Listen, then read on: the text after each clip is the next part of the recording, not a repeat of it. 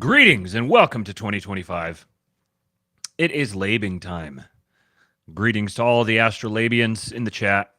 It's good to see you guys. I saw a bunch of you yesterday in the live chat of Jason Miranchuk's epic 5.5 hour stream.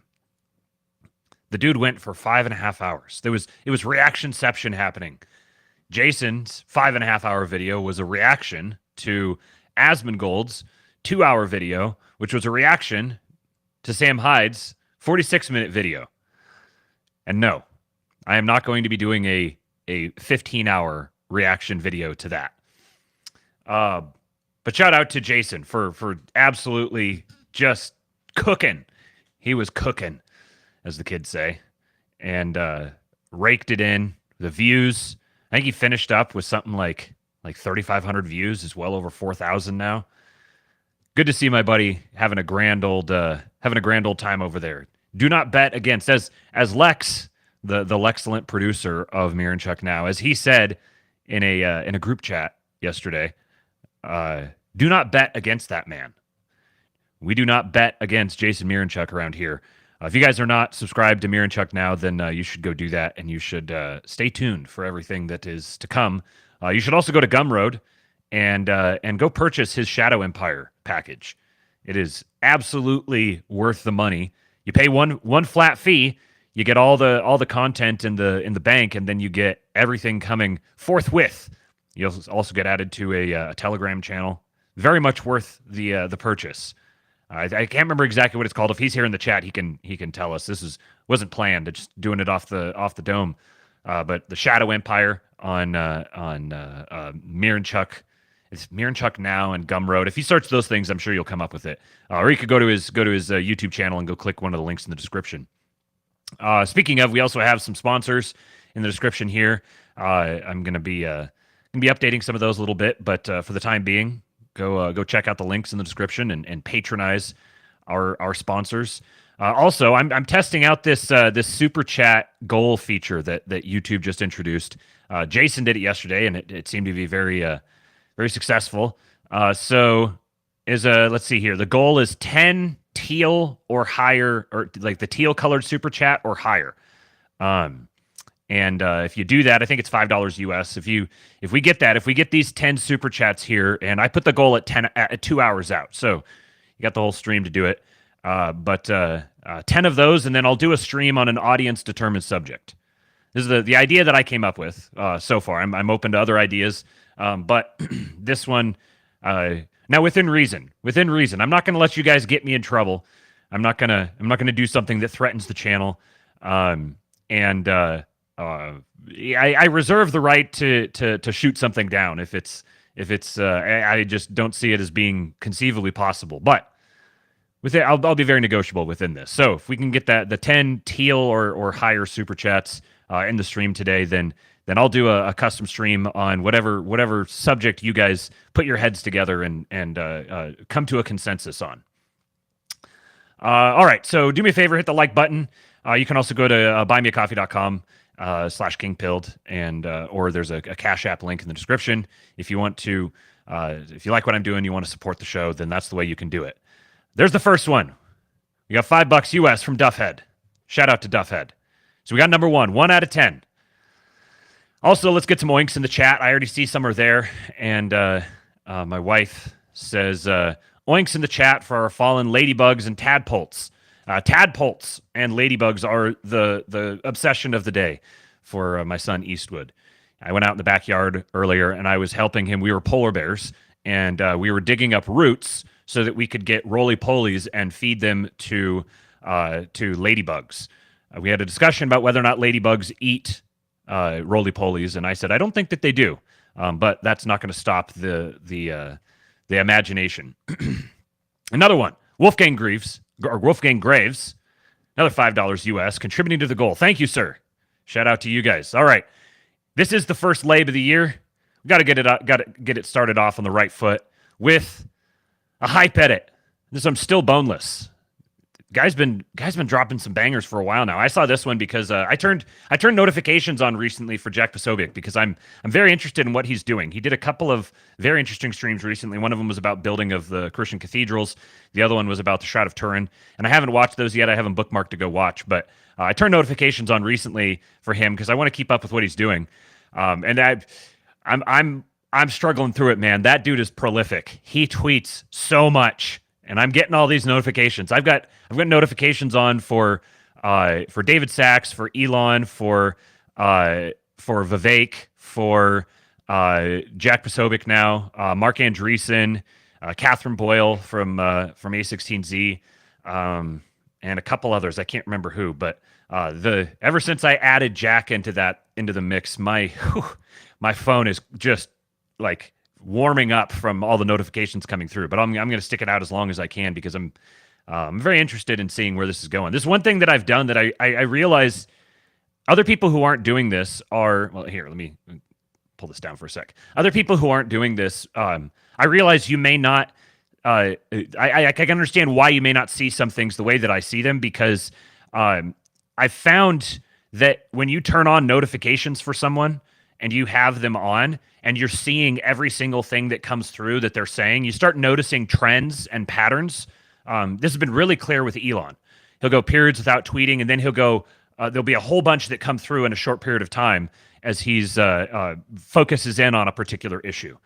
And because of this, having followed a number of these people and had their notifications on for a really long time, it's kind of, it's like developing a character profile for them that's emergent from their behavior. And so I can start noticing the patterns of the things that they're talking about, how they're talking about them, when they're talking about them. And, there's a debate about how much of it is intentional versus just kind of just spur of the moment reactionary. But I'd recommend to anyone else, like, you may not want to deal with all the notifications, in which case, all right, well, you just don't do it. But I'd recommend this to people to go just turn on notifications for some people. You don't have to agree with them. I don't agree with a large amount of a number of the things that they tweet, but that's not the purpose of it. The purpose of it is to sort of align onto their wavelength and see the world the way that they seem to see it based on their patterns of expressing their thoughts. I'd really recommend it, and I think you'll start noticing if you don't have notifications on for people and you start doing that, then I think you'll start noticing this emergent thing where you're just sort of, you could start to predict what they're going to say, what they're going to think about a certain thing, when they're going to weigh in on a certain issue, which issues they're not going to weigh in on. It's an interesting social experiment to me.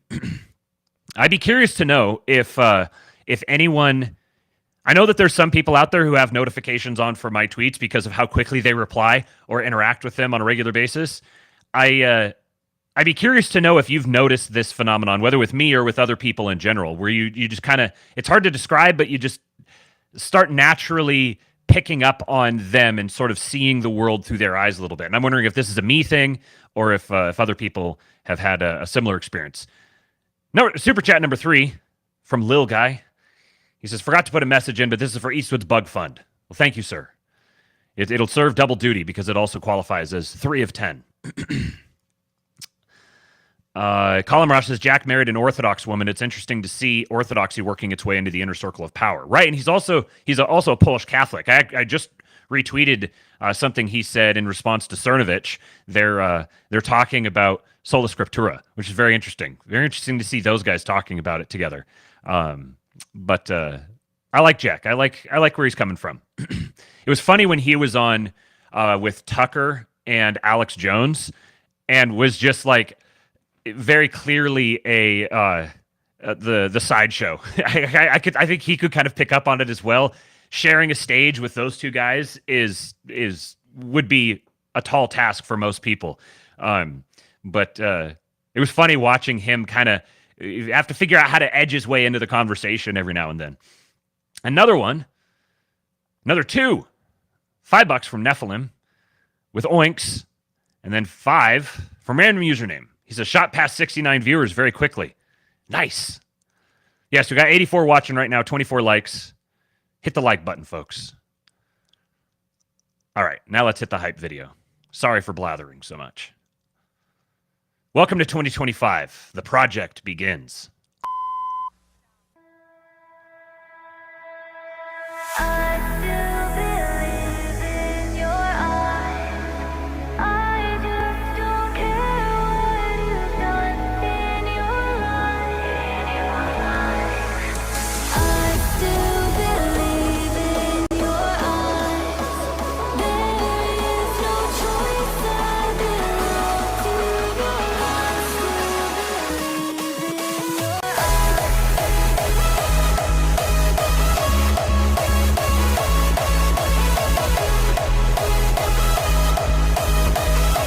It's a banger.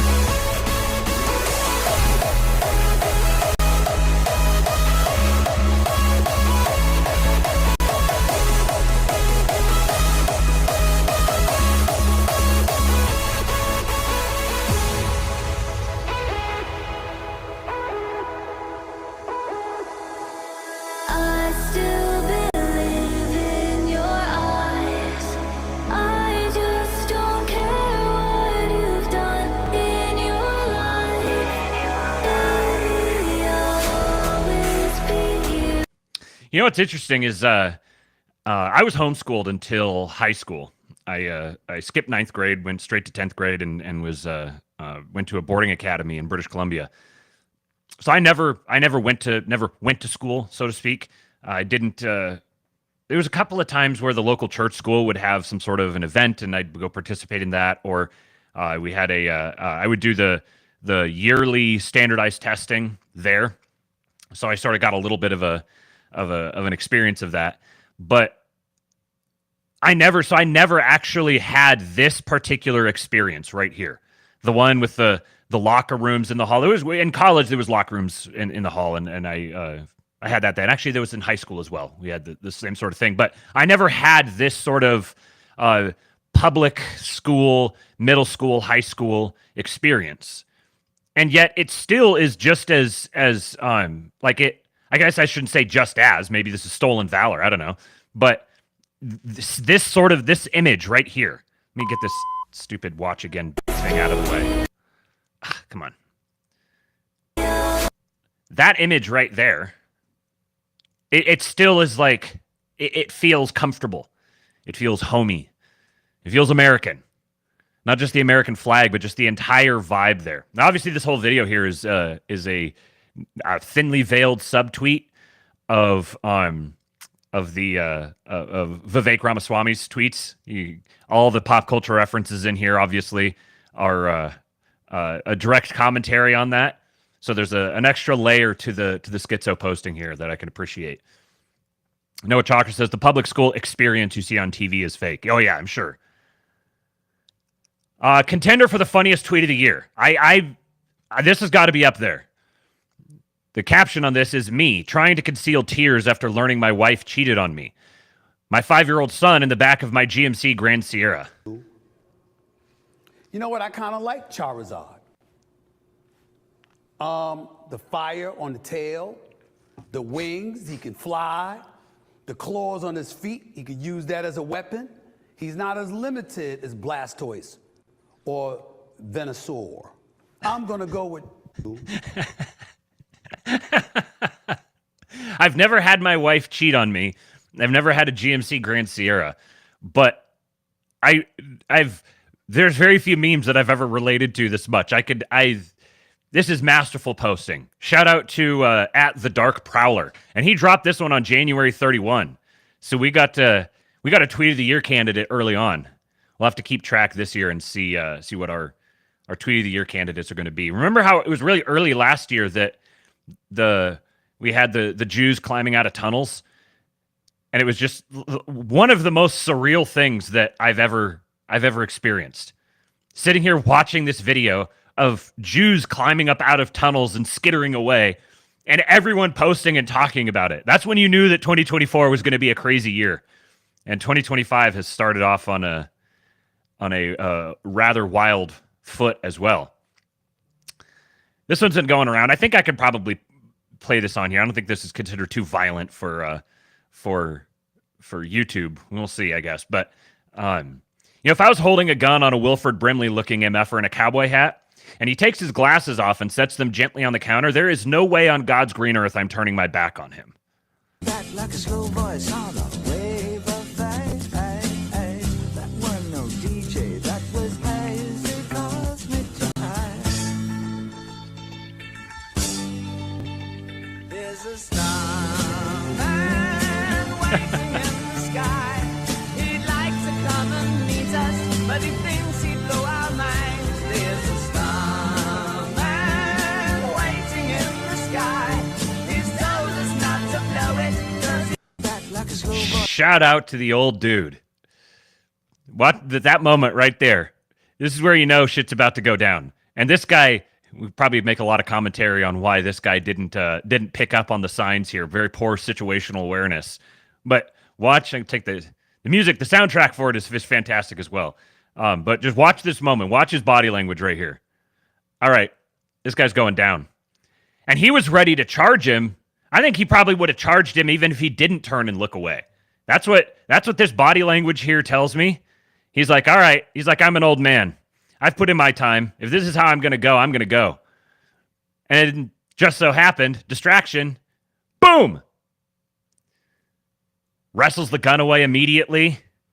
This dude looks like he's probably, I don't know, 60s at least. Put himself on the line. American spirit. More, let's see here. This is from Mr. Leadslinger. Excellent poster. Just bros helping bros out here.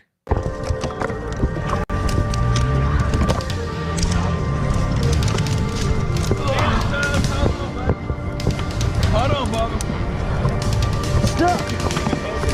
Hold this beer. Hold this beer.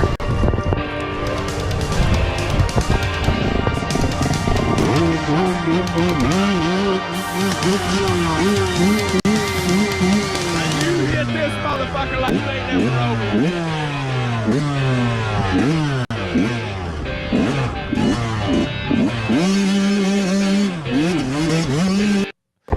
Oh, man. I said yesterday, I tweeted this out. I said, I just love people, man.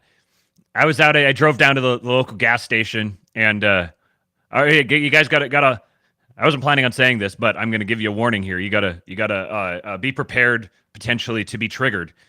But I went down to our local gas station to buy a pack of cigarettes, and the guys that work there are, I don't know, like Bangladeshi or something like that. They're not Indian. I don't think. There's so many different kinds, but I don't think they're Indians. I think they're like Bangladeshi or something like that. When I walk in, they all, hello, welcome, Happy New Year. On Christmas Day or Christmas Eve, I went over there, and when I was leaving, I was like, Merry Christmas, and the guy like lit up, like he gets to say Merry Christmas. He was like, Merry Christmas. I walk in, and they all know exactly which ones I get. They tell me, they're like American Spirit, green, dark. And I'm like, yep, that's the one. They grab it. They're always so happy to see me. And I was like, man, these dudes are like, leaving aside the entire debate, these dudes right here, I like these dudes. I just makes me happy every time I go in there and talk to them. And then as I was pulling out, this guy came up and there was this little awkward as we're trying to figure out how to go out or whatever. And drives me crazy when people cannot sort out when you're driving, like you go first, I go first. Either you got to be frickin' bold and go, or the instant the other person says, come on, you go. Like, don't sit here doing this back and forth. No, you go. So I'm pulling out, and I probably had the right of way. It would have made more sense for me to go, but the other guy was starting to pull up, and then he saw me, and he was like, oh, and like stopped. I could see his face, like, oh. And I was like, no, you're good. Come on. Just like waved him on, and he like drove through and he waved. And I was like, these little simple interactions with people are they just make me love being a human being and being around other humans. And I was just thinking about it. I was like, I am going long on people in 2025. If you're a nihilist, black pillar, doom fapper, you're always talking about how shitty everyone is, I don't have time for you. People are frickin' cool. I absolutely love people. Another entry here in the bros helping bros category. Here, I'll play this, then I'll read my caption.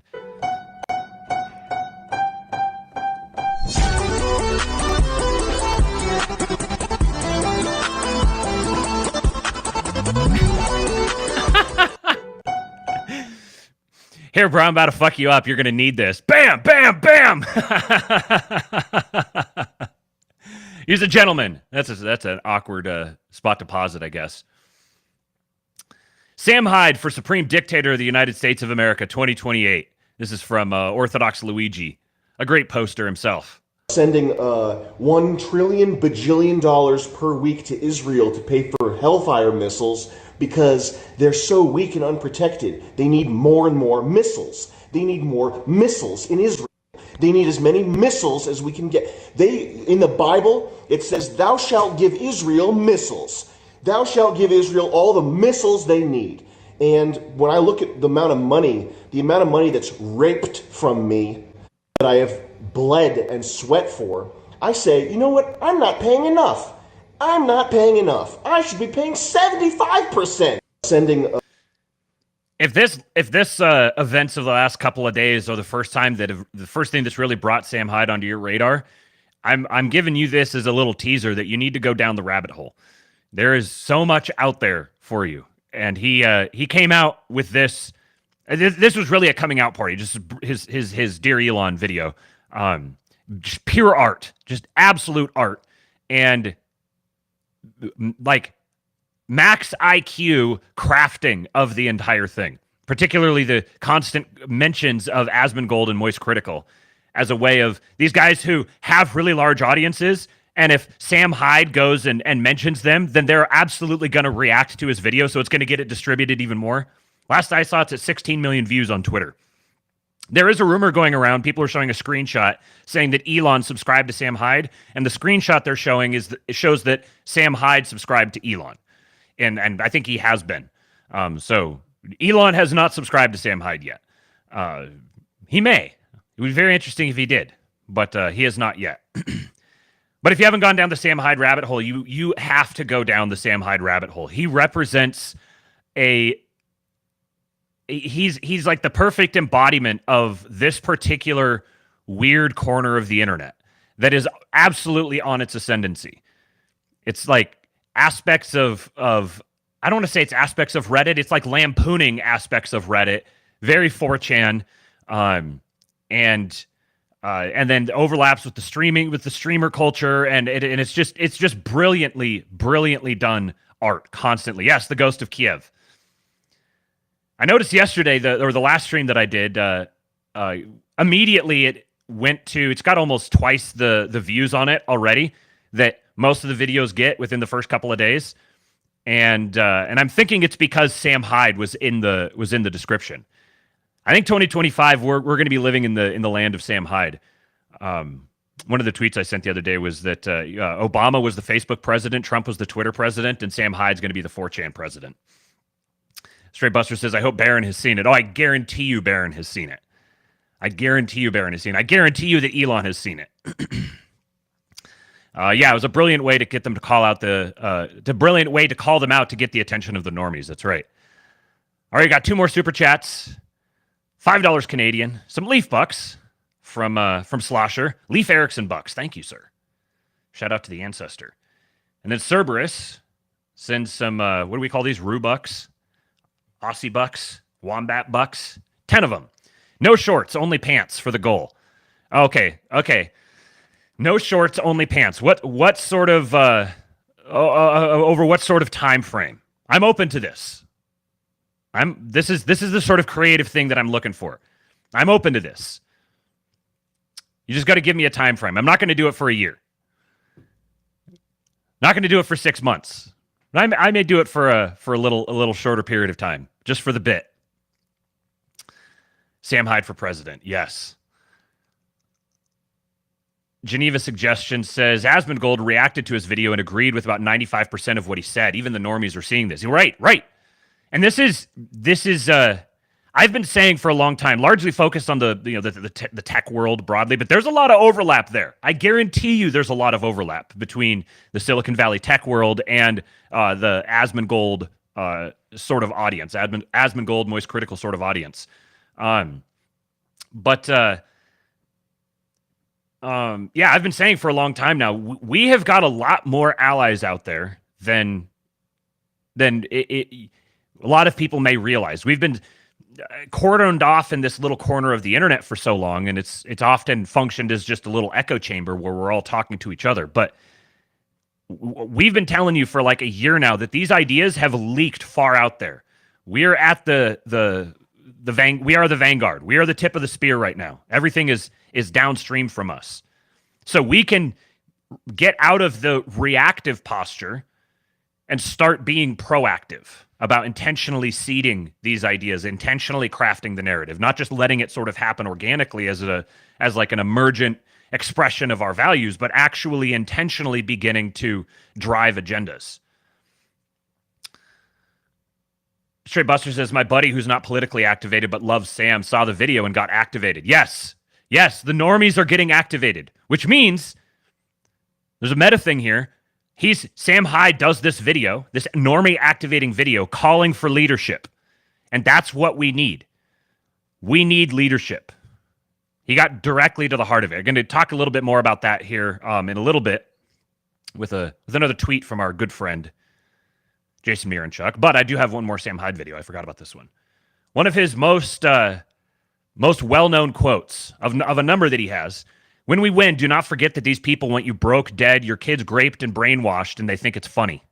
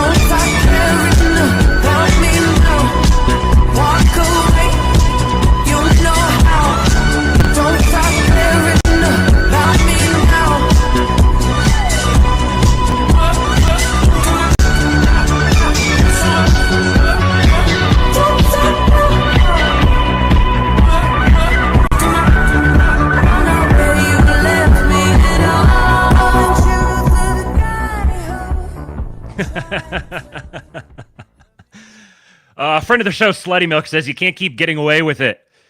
You know what? He's going to. He's going to keep getting away with it because that's what he does. Incredibly rare video of President Trump, Melania, and Baby Baron on The Apprentice. It's Baby Baron. Look at this. Hi, Daddy. Daddy's coming home. Say hi, honey. Daddy. Hello, honey. Welcome home. When this 14-week job interview is over, only one candidate will remain. Who will succeed? Who will fail? And who will be the apprentice? Hi, Daddy. There's a very good chance that playing this clip is going to get it'll absolutely get the stream demonetized, and it may force me to clip this out to be able to keep the video up, because the legacy news channels, the NBCs, ABCs, and stuff, they tend to be pretty rigorous about their copyright claims. Anytime that I play an SNL clip, it automatically gets pulled, and I have to clip that section out to be able to keep the video up. It is time warp. It's crazy. This is the gigantic young man who looms over his family. This is him as a little baby. Looking back, like I don't think I saw this. I watched Celebrity Apprentice more than The Apprentice, but it's interesting looking back on it. I see this as a lot more wholesome than I did at the time. I would have just kind of enjoyed it and seen it as whatever, like just kind of generic entertainment. But now it's so wholesome looking back at it. Good news. The man, the myth, the legend, Jared Taylor is back. He's on Twitter at @RealJaredTaylor. Now this isn't his original account. He created a new account. So there's the possibility that it won't last. But I kind of suspect that it will. Maybe I eat these words, but I kind of suspect that it will. It's very good to have him back. Go follow him. He's already out there posting with the best of them. I should have got the video of him. There's a couple of really good edits for him. Maybe for tomorrow's show, I'll see if I can remember to bring them. Uncle Jared working out edits. We've got a quick follow-up on a story from a recent episode talking about the planned obsolescence subject. And Morlock P here has an interesting take. I don't know. I think it's a valuable thing worth considering. He says, on a tangent, time for my old rant. Planned obsolescence is good, actually. All machines will break. You have no choice on this. As a product designer, though, you do get one choice: planned obsolescence or unplanned obsolescence. Do you want to know what part will break first and design all of the other parts to have comparable lifespans and optimize your product for a certain price point? Or would you rather not know and have a product that is too expensive to compete because some parts are over-designed? Also, most people do not want a lifetime hairdryer, blender, hot water heater, etc. at the price point that would cost. They will probably want to replace these things for other reasons in 5 to 15 years, so creating a 200-year product is a bad idea. When a dryer dies, we don't launch it on an Earth escape trajectory. We shred it and smelt the pieces to be recycled.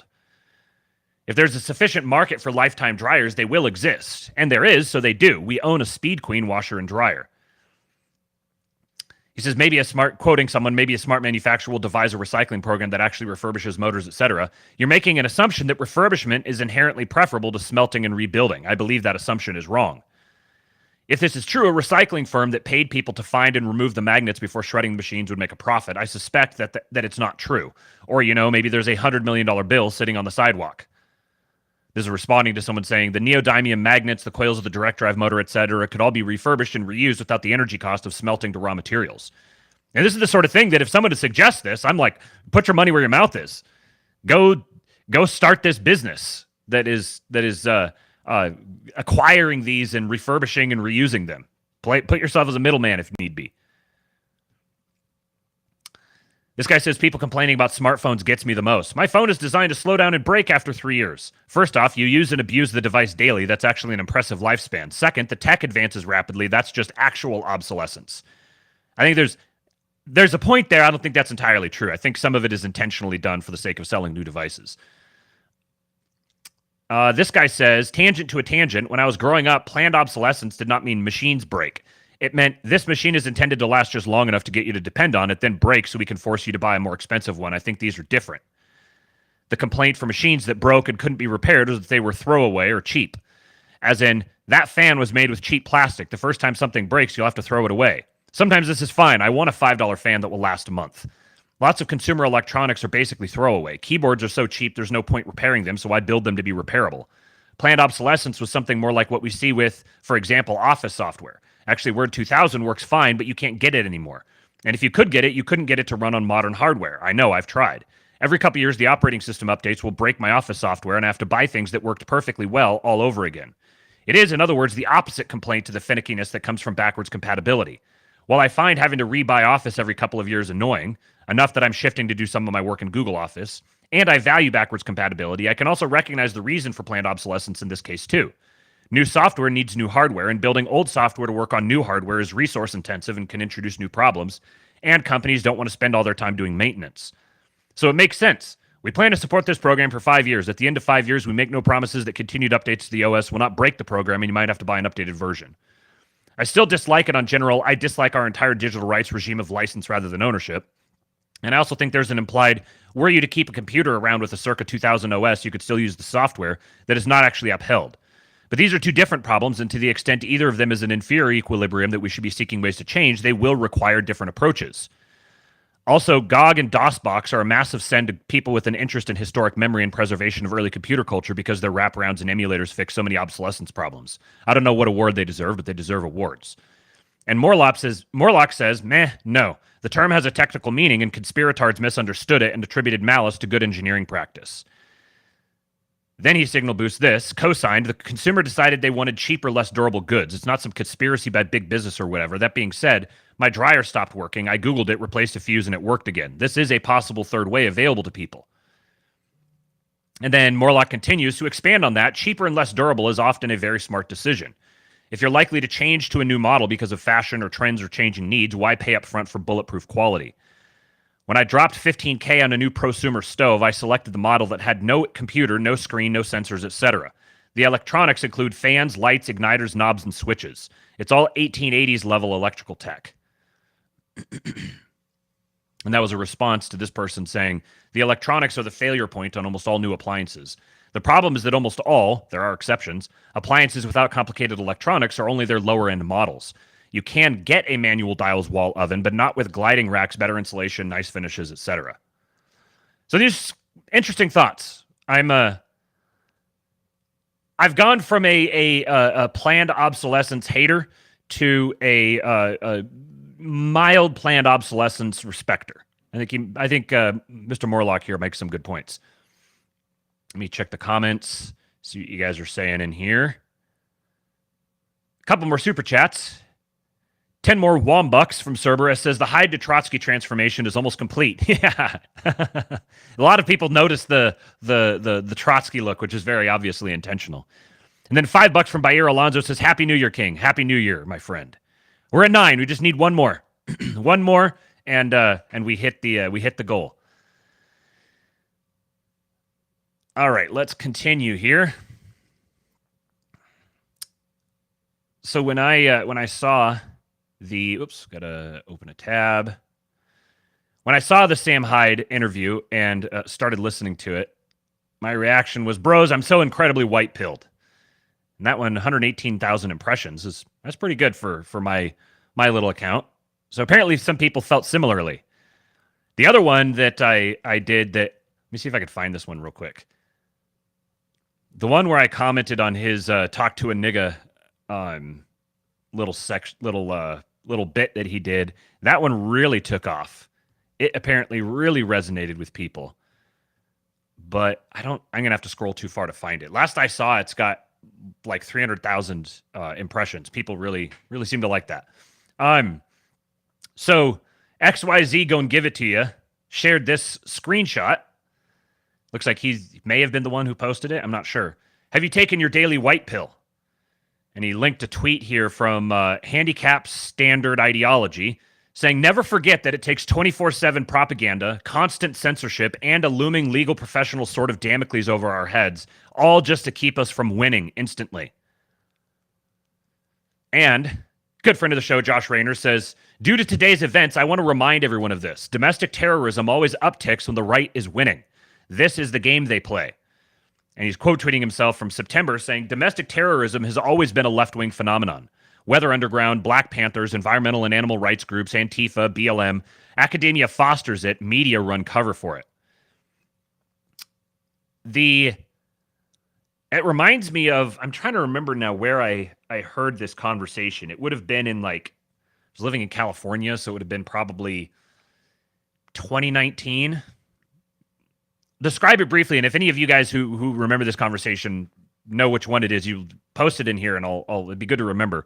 It was someone who was making the case. It might have been with Tucker Carlson or something like that, making the case, drawing a straight line from John Brown to Barack Obama, and so John Brown down through to the Weather Underground, which then got to Obama, and they talked about some of the intervening history in there, and it was a really interesting conversation. But now I can't remember who it was, but it would have been probably 2019, maybe 2020, based on it, because I can remember where we were living, and so no, it wouldn't have been 2020.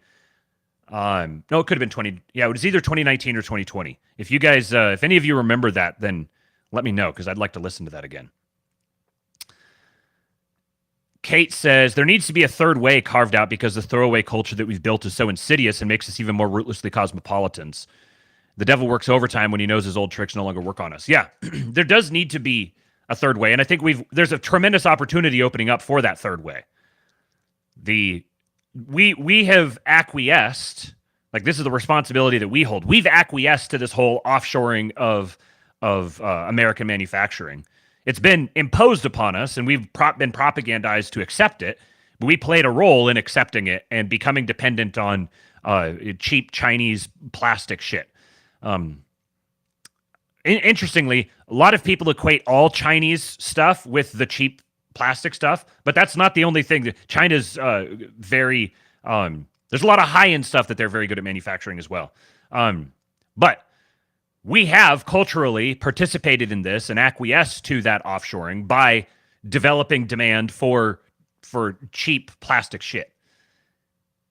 And so now the demand has probably never been higher for quality made in America stuff. And going into the next year or two, there's going to be a massive structural reorganization to incentivize anything made in America, to reverse this entire trade policy. No longer exporting dollars and importing cheap shit.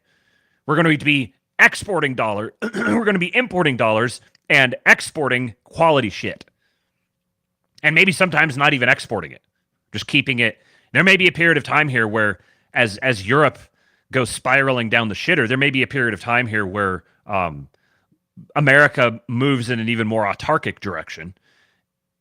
And I think we absolutely have the ability to sustain that. It's just going to be rough for a period of time. This thought here really resonated with me from, I don't know who this guy is, Paul Anleitner. I haven't come across him before, but he said, look up. We're moving on from the cynicism and the nonstop deconstruction that's plagued our culture for decades. Aspirational and sincere is making a comeback. And he has the vibe shift. He's got this is a little millennial Marvel slop posting, but I can appreciate it. The vibe shift, Superman hovering up here, and then postmodern obsession with cynicism and deconstruction with, I can't remember the guy's name, but from The Boys. This resonates. This is the vibe shift.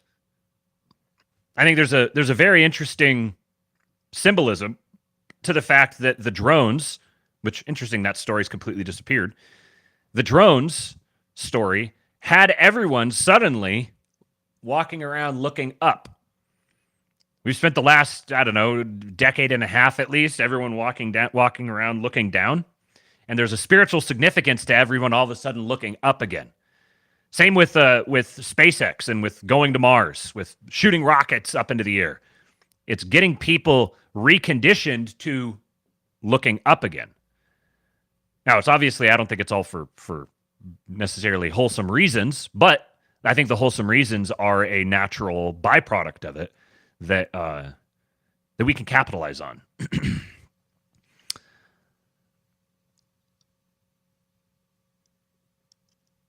Straight Buster says China has a very high quality and inexpensive guitar market. Interesting.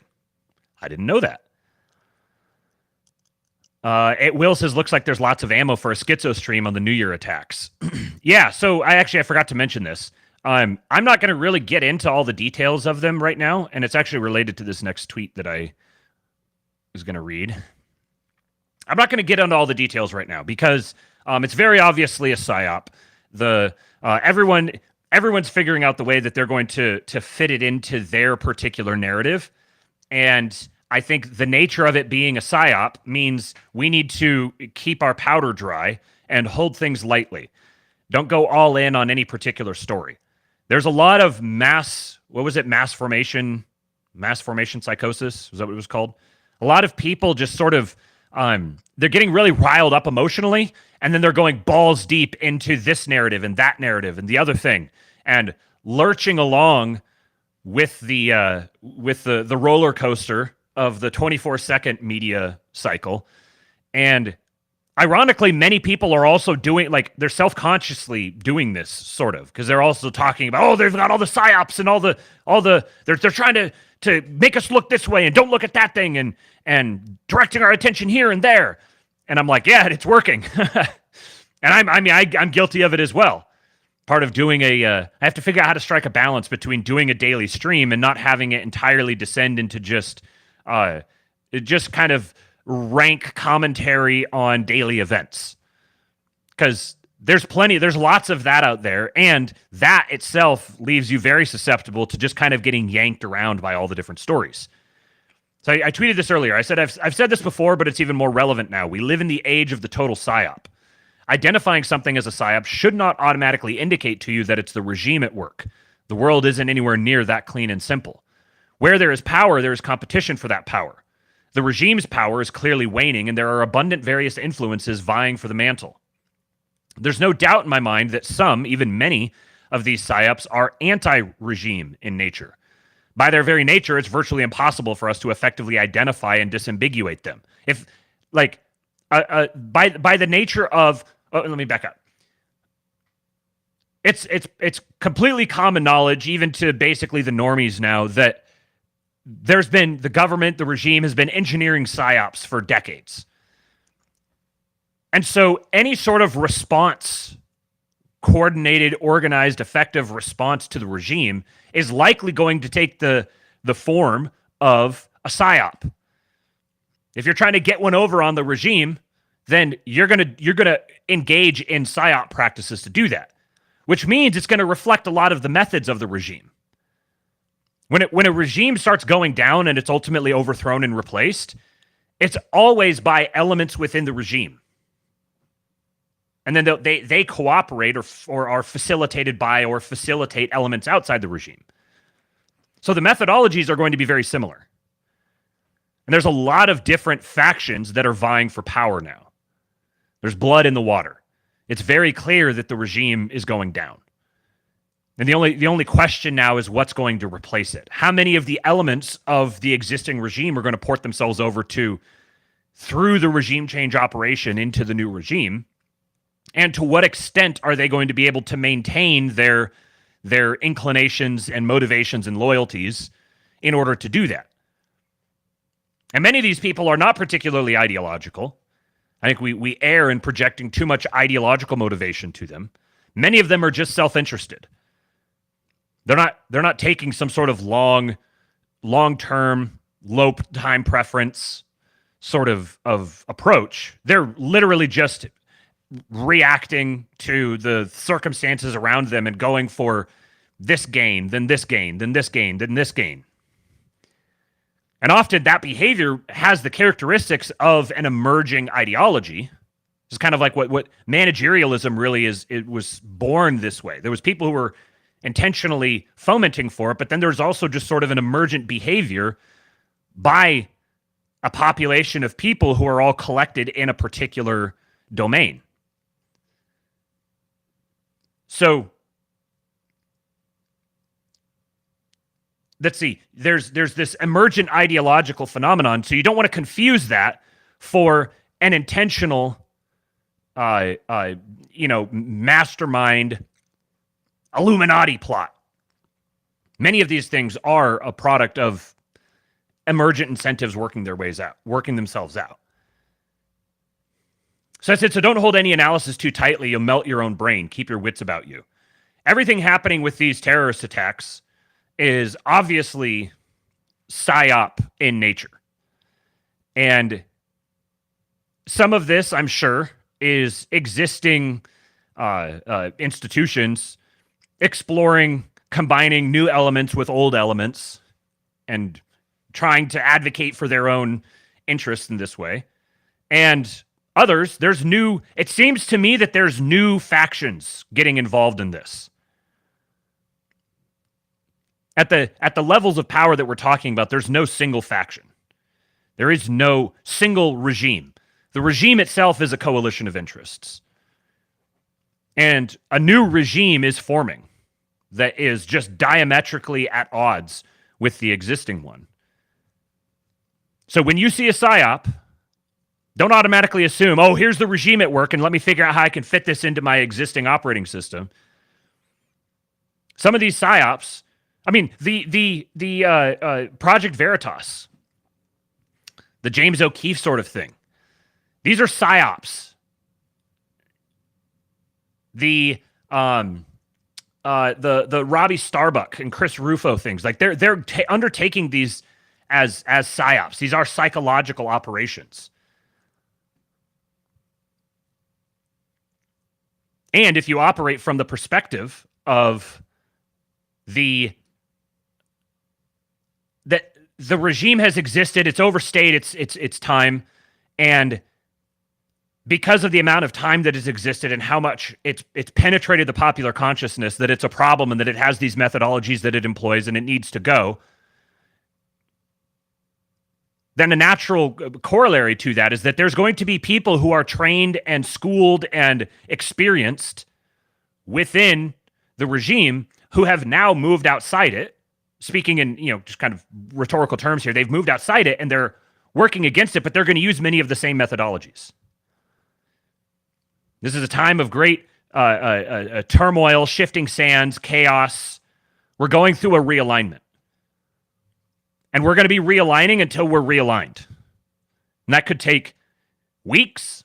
It could take years. And once we get realigned, then we're going to be realigning again.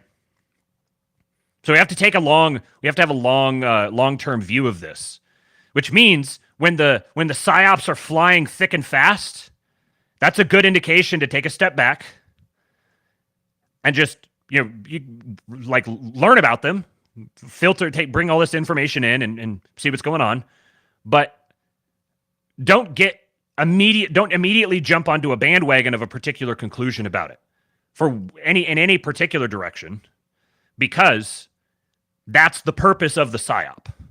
The purpose of the psyop is to very quickly shift opinion and focus it in a particular direction. There it is. We made the goal. Shout out to Cerberus again. Thank you, sir. He says, bugger it. I'll put in the hard yards and post up number 10. Hail the Goat Father. The Goat Father is in the chat. I saw him. All right. So there we go. Goal has been achieved. Thank you to all of you who contributed. So now I will do a stream on an audience-determined subject. You guys put your heads together and figure out what you think the subject should be on. You could tweet it at me, DM it to me on Twitter, tell me in the King Pill Discord. Just get it to me however you want. And if there's some sort of a consensus on it, then I'll settle on that and I'll do a stream related to that. LG Brandon Walsh, good friend of the show, says, this is on point, Matt. We can psyop them, we can psyop us. The technique has been democratized. Yes. Yes. Everything I just said, right there in that message. Let's get some El Salvador Bukele commentary here. Interesting things are happening there. So one of our favorite slop accounts posted this video here, or shared it from Bukele. Posted it and he shared it. He said, "This is El Salvador right now. It used to be the world's murder capital, but now there are no more terrorist or gang attacks. Families finally live in peace and enjoy life. We can return to this in the United States if we repent and put God first."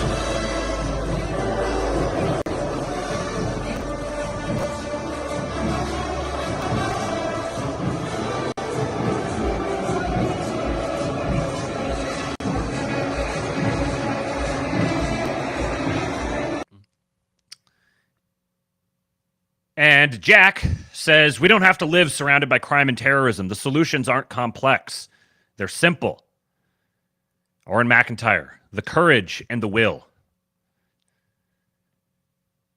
We need the courage and the will. Relatedly, Pleb Enforcement says, what do we do about the black pillars? Excommunication or conversion? Excommunication until conversion. I have declared it so. The black pillars are excommunicated until they convert. Kate J says there's also people within the regime who know they've lost and are literally burning things on the way out just to spite the new regime, but doesn't mean the rest of the regime is necessarily involved. Correct. Exactly.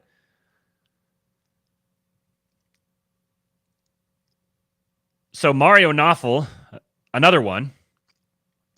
Let me say this. There's Mario Knopfel, George Bahaisi tweets, Colin Rugg.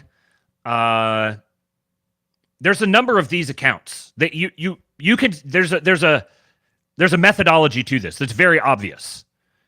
You pick some sort of trending thing that people are talking about, and you have some sort of emoji to get people's attention at the beginning. You post the first sentence in bold text and says, Bukele delivers and El Salvador homicides drop to record low. So it's a headline, and then there's an article. This is a news outlet. That's what these guys are doing.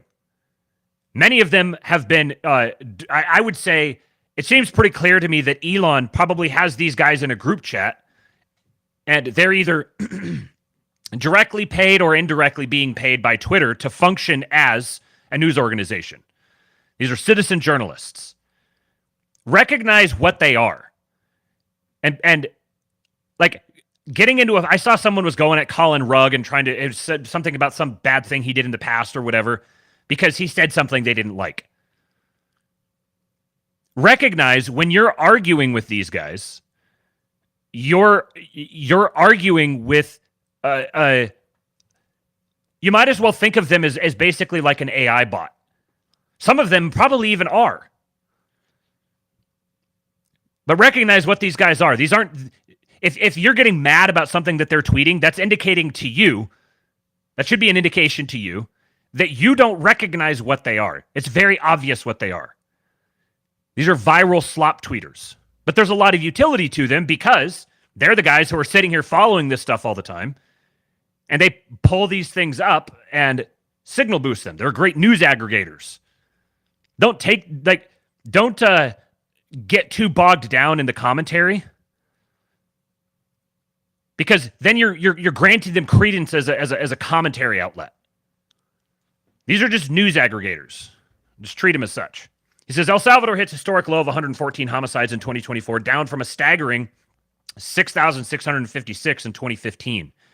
Bukele's tough approach dropped the murder rate to just 1.9 per 100,000, making it the Western Hemisphere's safest nation. Citizens who once lived under gang terror now freely walk their neighborhoods. The dramatic turnaround came after Bukele's March 2022 crackdown dismantled the country's notorious street gangs. The success earned Bukele a landslide election victory with voters backing his proven security strategy. Source Associated Press.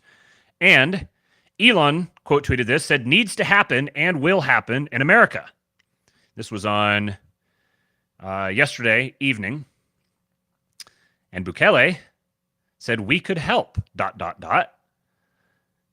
I will tell you, you can absolutely take it to the bank that this is a kayfabe. This is not like the initial, I don't know, the opening, what's the word I'm looking for here? Like offerings or the opening stages of a diplomacy. This is a public performance of things that are already going on behind the scenes. Was that the last? Yeah, that was the only thing there. Another one from Bukele. One of our shitposting kings says, my New Year's resolution is to challenge this meme. And he's got the Chud Jack pointing to the nothing ever happens whiteboard. Oh, my man. That's for the description is for those who are listening to the audio only. I apologize. I've been late with some of the audio podcast publications. I got a couple days behind and then needed to space out the ones that I'd done because I'm not going to post multiple episodes in a day.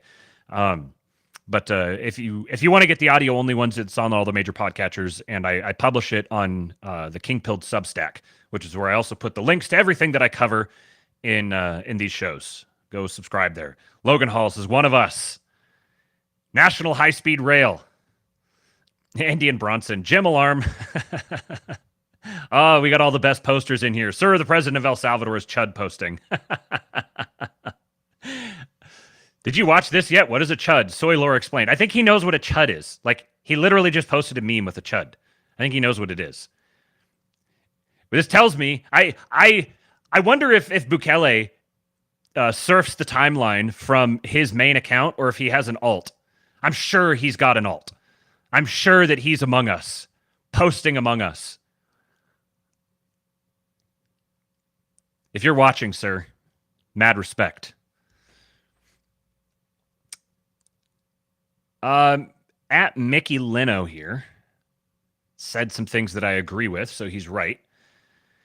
He said, at the risk of being called a cope cell, I'd just like to point out that the richest man in the world is retweeting graphs showing non-Western migrants are a net fiscal drain on Europe, in between tweets about how the people responsible for allowing Rotterdam should be in prison.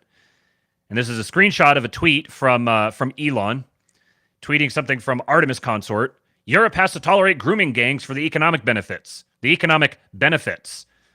And this is a graph here from The Economist. Denmark, average net contribution to public finances by age as of 2018.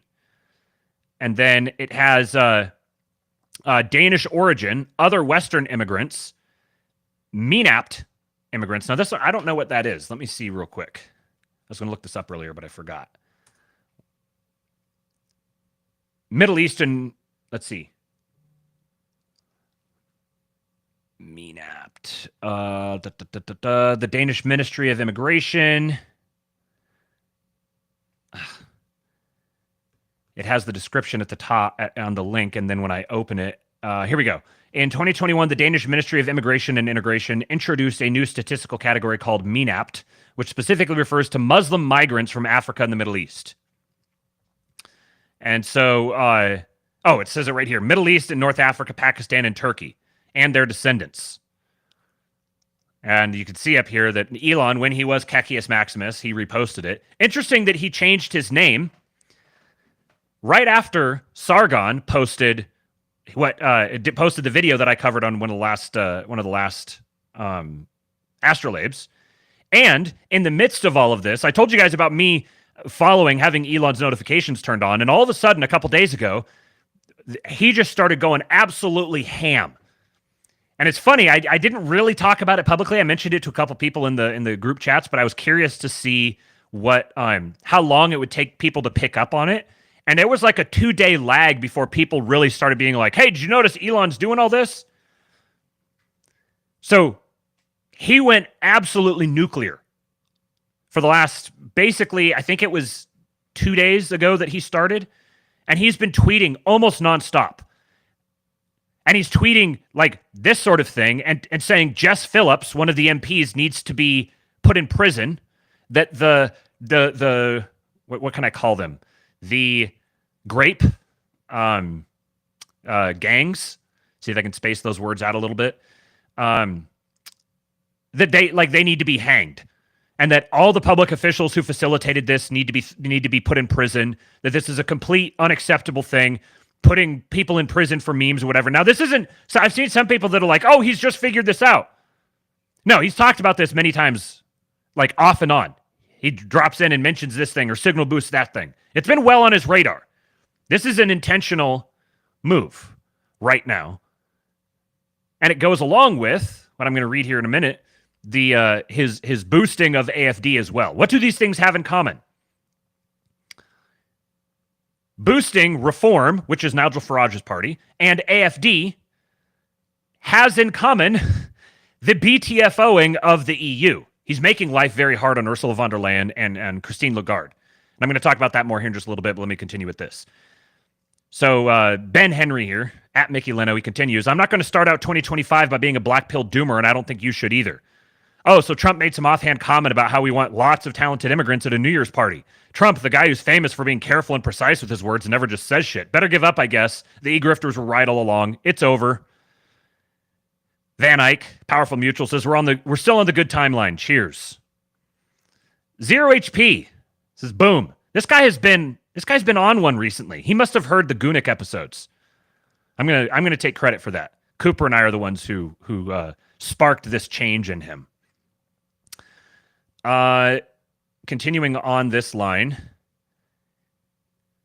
this is a guy here that Elon retweeted. That's how I saw it. Martin Varsavsky, tech entrepreneur, 5-time unicorn founder, tech investor, father of 7, husband of Nita Vars. We don't need to agree. I don't know who he is, but this is where I saw this. He says, Elon Musk's opinion article in Die Welt explaining his support for the AFD has sparked widespread debate. I see a lot of speculation on how this piece came about, so let me explain. As a friend of Elon and a supervisory board member of Axel Springer, I saw his public support for the AFD on X as an opportunity for him to elaborate on his views in a more thoughtful and detailed way. I reached out to Jennifer Wilton, the editor-in-chief of Die Welt, to gauge her interest in an editorial from Elon on the subject.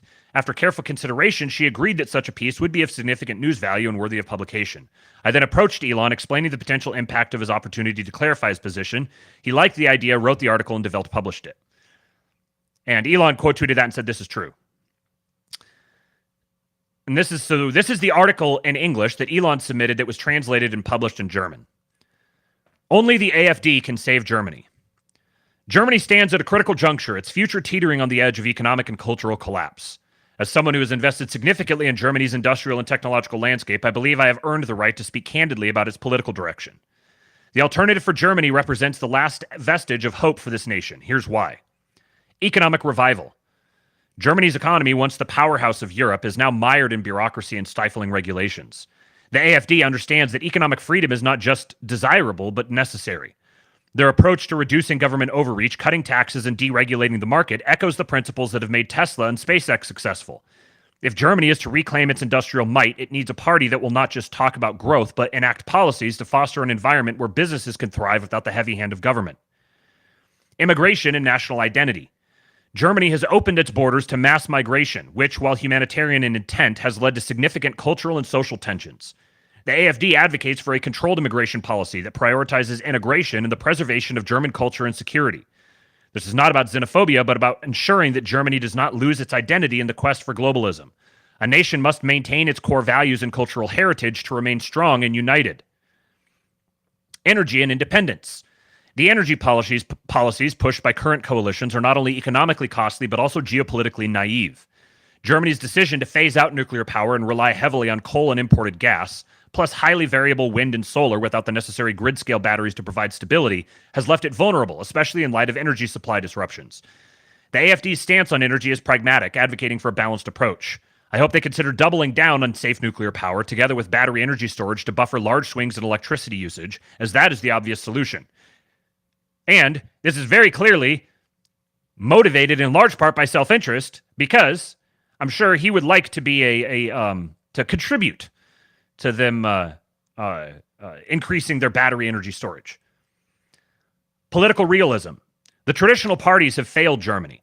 Their policies have led to economic stagnation, social unrest, and a dilution of national identity. The AFD, despite being labeled far right, offers a political realism that resonates with many Germans who feel their concerns are ignored by the establishment. They address the issues at hand without the political correctness that often masks the truth. The description of AFD as far right is made obviously false simply by noting that Alice Weidel, the party leader, has a same-sex partner from Sri Lanka. Does that sound like Hitler to you? Please. I will say that this isn't necessarily logically airtight. One could definitely be far right and also have a same-sex partner from Sri Lanka. Maybe not a woman, because women don't have politics. Yeah.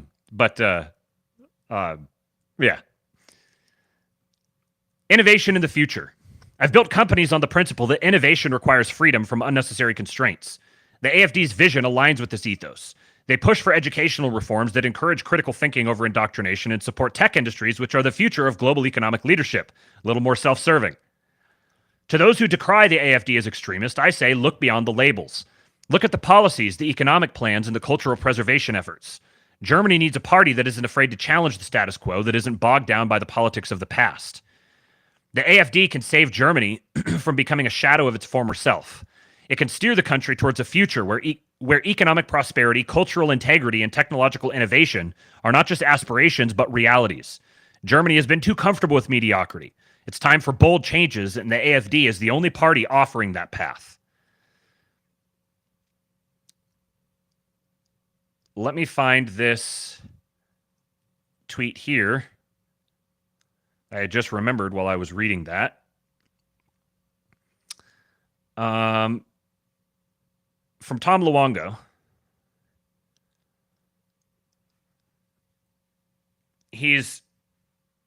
Let's see, we got a little quote tweet inception here. So Elon says, in the UK, this is from today. In the UK, serious crimes such as rape require the Crown Prosecution Service's approval for the police to charge suspects. Who was the head of the Crown Prosecution Service when those gangs were allowed to exploit young girls without facing justice? Keir Starmer, 2008 to 2013. Lewis Brackpool says, wow, this is significant. I have no doubt that Keir Starmer's government is panicking behind closed doors over the implications of this post. Luongo says, I have to say one thing. It doesn't matter to me Elon's other faults right now. He's going after all the right people. This is what happens when you piss the wrong guy off with a platform you don't control. And I'll remind you as well, I thought of this a little bit ago, that there was lots of stories going around about how Keir Starmer's government, how the Labour government was actively campaigning for Kamala. So I would suspect that, I don't even suspect, it's very obvious that this is a not just an Elon Musk agenda here. This is a Trump administration agenda being carried out. And I agree entirely with Tom.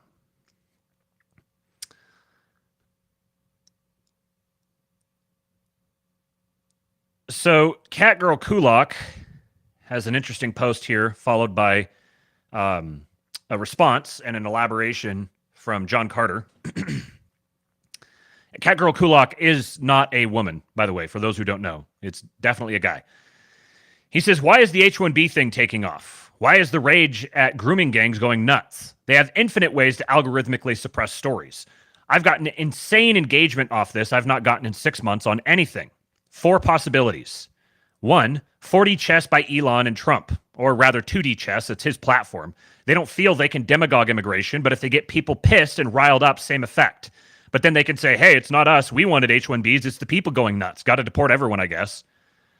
2, deep state thinks they can create a rift and hamper Trump with his own base, also why there's glowies activating everywhere. That they'd gladly support grassroots anti-immigration sentiment to hamper Trump, and they're reckless enough to start dumping energy into the system and destabilize it just so long as the system starts losing control under Trump. 3, even more interestingly, both. Both factions of the elite are unwittingly driving a populist eruption. Or 4, are we just at the edge of a preference cascade? Are all the algorithmic breaks and backdoor manipulation simply not holding? And my take on this, before I read some of the reactions, my take on this is kind of a combination of all 4 of these. I think we are at the edge of a preference cascade. I think the algorithmic breaks and backdoor manipulations are not holding. I also think that both sides are engaging in this. And I think that this was undertaken on some level as an intentional move that like Elon knew exactly what he was doing. And I've, from the beginning, been saying, if you guys think that this is like Elon going rogue and that Trump isn't aware of it, read in on it, tacitly supporting it, you're nuts. They've been together nonstop since the election. This whole hullabaloo, I mean, the purpose of a system is what it does. What did this whole hullabaloo do? The people engaging in it are not stupid. They knew exactly what they were doing. And the net effect of it is that now national immigration sentiment or national sentiment on the immigration issue has shifted more radically over the past week than it had over the past half century. And then, as things were kicking off, there were absolutely bad actors in there who were trying to capitalize upon this point to hamper Trump. And most of those bad actors were not from the regime. The regime cottoned onto this like 3 or 4 days late, and then started trying to do this. MSNBC, Kate says MSNBC saying white people, Elon has betrayed you is a huge indication of this. Yes. But the majority of the early, it wasn't the deep state even that a lot of this was coming from. It was coming from bad actors within our own circles. Reactions to this. Historical centrist says, I considered this. The only way to fight the deep state is not to go one-on-one political style, but get the people to aggressively show our force mob style so they can simply say Vox Populi. A speed run destroying the media institutions using X. John Murdoch says, 1 is within the realm of possibilities. I've heard business owners lament having to go the H-1B route. Can't compete against the others that do it willingly otherwise, especially considering the grant money they collect. Using some reverse psychology and setting off some populist outrage solves a lot of problems in that case, especially in stunting that manufactured President Elon meme they kept trying to force. I'd add to this, it's not just business owners lamenting having to go the H-1B route. Universally within tech, people don't like Indian IT center gaming of the H-1B system. I'm not even going to read this one. It's dumb and gay. I think there's Mr. Firm Handshake says, I think there's huge organic anger against these government betrayals. My thread exposing low salaries and titles for H-1Bs at dozens of name brand Fortune 500s got hundreds of reposts from small accounts for days. The grassroots is really upset to see these fucked up policies. Absolutely. This guy says it's simpler than that. White men have been simmering with rage over this issue but lacked any place to channel it. The issue bubbled to the forefront and unleashed years of built-up anger over being displaced. I think this is exactly correct as well, and it doesn't disprove those other ones. It actually fits in very well with that. This guy says, none of these are persuasive. It's simply an organic disagreement from factions with different ideas about immigration. Tech right needs high-skill immigration, so they see it as sacrosanct. Paleo right dislikes all POC immigration and feels differently. Clashing was inevitable. And I think that's like this is not disproving those other ones. It's not counter-signaling those other ones. It's directly in line with them. Story Mode says, I think your third or last option is the most plausible. Competing factions inadvertently sending the system hard in one direction. Or maybe the dam is breaking at the levee and all of this is happening at once because every once in a while it really does rain frogs. Okay, continuing now, I want to read John Carter's reaction. At Martian Wordlord, he says, I've also gotten crazy engagement on these subjects, as have many others. My favorite hypothesis is a combination of 1, algo breaks deliberately being taken off, and 4, organic preference cascade. Supporting data point. Musk just personally pointed out that Starmer was in charge of the Crown Prosecutor's Office while it was turning a blind eye to the... I'm not going to say it out loud. I don't want to say that too many times in this episode.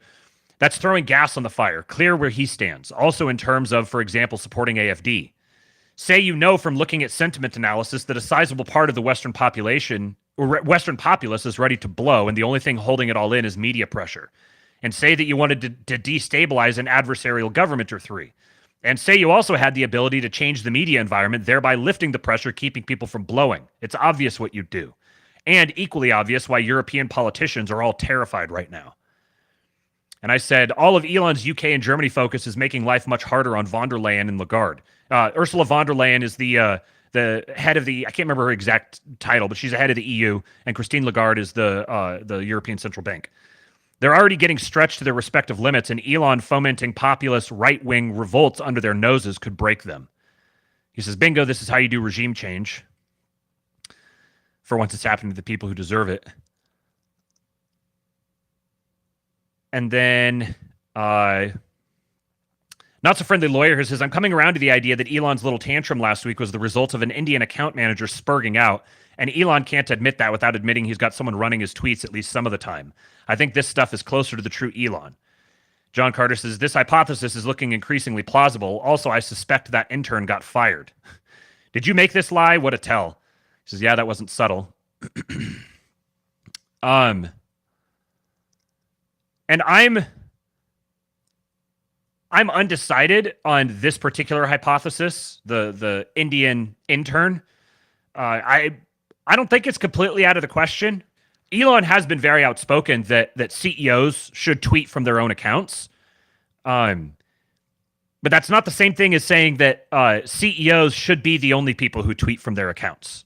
So I think it is plausible that something like that happened. I would say if it did, the intern would have been fired. But I think I'm going to go back to Catgirl Kulak here, and I think that it's some measure of I mean, it's not even 4D chess, like 3D, 2D chess, regular chess, and some of these other ones here that there's bad actors trying to capitalize on it once it was kicked off. That both factions are not entirely in control here. They're kind of just trying to do controlled burns and not necessarily controlling everything. And there we are at the edge of a preference cascade. I think all of these are correct.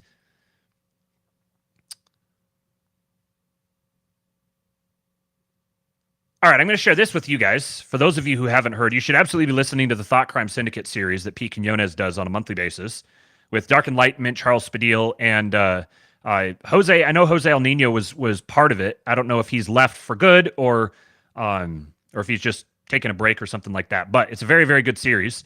And this is Charles's now famous Fix It monologue. I'm going to play this for you, and then I've got something relevant to this. D, do you recall my Fix It monologue? We've talked about this. Please share it with the all those lucky who were unfortunate to have not heard it because it's perfect. Okay, to kind of riff off of your point, Pete, I've had this for years, and again, this goes back to something Jose and I were discussing earlier about the manosphere and the pipeline there. Well, I agree with you, Pete, 100%. I think what's going to change things, and I've said this for a long time, and I used to get laughed out of the room at the beginning. I said, what's really going to change things is when we get women on our side. And I used to get people coming at me from all sides, screaming at me, oh, how can you be a manosphere author and say that we need women? And, oh, you're a cuck, you're a simp, you're saying they need to lead us, and like that's doomed to fail. And I'm like, okay, guys, you're not hearing me at all. That's not what I'm saying. What I'm saying is we need to get women on our side, because the only way things are going to change is when you unleash the 15% of the population that's being held back by the 85% of the population that listens to women, that only does things to please women. Because what we need now is a bunch of women to just look at their men and at men in general and say, fix it. And just to be true women to their very core and just be the ultimate pragmatists that they are. Remember, men are romantics pretending to be pragmatists. Women are pragmatists pretending to be romantics. We need women to look at men and go, fix it. I'm going to be over here making dinner. I'm going to be over here changing the baby's diaper. I'm going to be over here doing the laundry. What you've got to do to fix it, I don't want to know. I don't care to know. That's not my issue. I am going to keep my head in the sand like most women do for most things that they find distasteful. And I'm going to let you be a man and go handle it. Don't come home and tell me about it. I'm not interested. But I want to be able to go to the grocery store without getting catcalled. I want our daughter to be able to school without getting groped. I want our son being able to go to school without getting beat up. And I want you to be able to come home from work without getting killed. That's what I want. Fix it. Fix it. And that's when things are going to change. Yeah, and I agree with that too. Yeah, and if anyone who doesn't think that that's right, just think back to COVID, okay? Would we have had the lockdowns? Would we have had the masking? Would we, any of that, if it wasn't for women? Women were leading the charge on that. Mm-hmm. And unfortunately, white women were leading the charge on that. Yeah. I mean, Orwell, 1984, he said women, especially young women, were the most vociferous adherents to the party. I mean, Orwell wrote that forever ago. So yes, yeah, literally 1948. And moms were the biggest ones. You know, moms for liberty, moms for it was the moms seeing their kids' educations go down the toilet who radicalized the most and went hard against it too.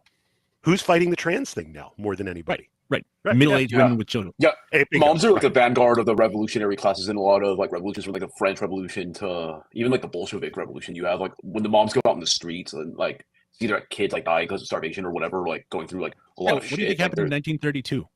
Yes, some lady who was slowly watching her children starve to death. Yes, was like, I don't care what you got to do, Dieter, fix it. Yep. What do you think happened in Spain in 1936? Yep. Abuela said, "Mijo, fix it," and he said, "Yes, Abuela." Yep. And that you got it. Mm-hmm.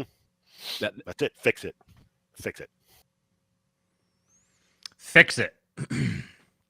So, reference to this, I tagged him in this and reminded and mentioned this fix it monologue.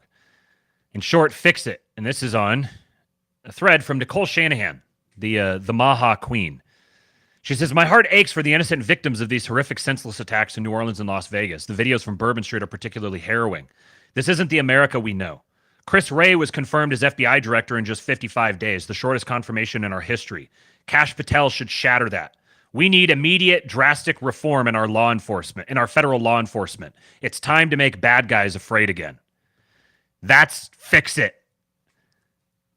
That is the fix it sentiment here. Nicole Shanahan has been, I've seen so many of these women, like the crunchy woman world. So many of these crunchy moms got completely activated during COVID. And once they see certain things happen, in her case, one of the things that activated her was seeing a certain thing happen with her child related to medical treatment. And I think that opened something up that isn't going to go away anytime soon. We've got the ex-wife of Sergey Brin saying it's time to make bad guys afraid again. This is a Silicon Valley lib. That's who she is. And she has been activated. This is a big white pill. Now, I have a theory about Maha that a couple of things have reinforced to me. One of them here is this today. Bernie Sanders, sent from his official account, not from his personal account, says Elon Musk is wrong. The main function of the H-1B visa program is not to hire the best and the brightest, but rather to replace good-paying American jobs with low-wage indentured servants from abroad. The cheaper the labor they hire, the more money the billionaires make. And Stormy noted this. He said, so the blue-collar left, like the Jimmy Dore types, are on the same page as our guys in the importing the entirety of Bangladesh. Jimmy's been chimping about it since Christmas on his show. I don't know if or what the move there is, but it feels like there could be one. And I said, I'm not ready to go all in with this prediction, but I've got a strong sense that Maha is destined to split from MAGA and run an insurgency on the Dems, like a reflection of what MAGA did to the GOP. Bill Brasky replied to me, he said, if Maha breaks as a true nativist, labor-centric movement, this would be remarkable. With abortion off the table because the states have already handled it, this could be a death blow to the Marxists and push the Republicans farther right. Yes, please. And I said, if I was a galaxy brain political strategist within the Trump camp, I'd probably be dedicating some brain power to figuring out how to front run it to establish the Dems as controllable or at least negotiable opposition. A lot of the requisite kayfabe basically writes itself. And of course, our favorite retard. Imagine the John Fetterman becoming a spokesman for Maha. I want to live in this world. I really want to live in this world. And on net, it's very positive. Emergent Perspective says if that happens, you could end up with an actual two-party system instead of a uniparty and MAGA. And Catholic Orthodoxy, politically Catholic, I saw him commenting here in the chat. I'm going to reply to something he said here in just a second. Let me scroll up to that. He says the showdown between Maha and the COVIDians is going to be epic to watch. Can you imagine the left-on-left rent-a-mob violence? Antifa stabbing anti-jab Antifa in the streets? Glorious. Something that, let me go back, make sure I go back to the right tweet here. Oh, come on. YouTube just crashed. Hopefully we're still streaming. It looks like it. You guys still out there? You hear me? I'm not alone, am I? Please, let me know you're still here. Okay. Andrew says, candidly, it moved the immigration conversation so much farther to the right of where it already had moved to that the CIA had to launch 2 terror attacks to take it off of the headlines. Intern or not, the net effect was a disaster for the enemy. Okay, you guys are still here. Good.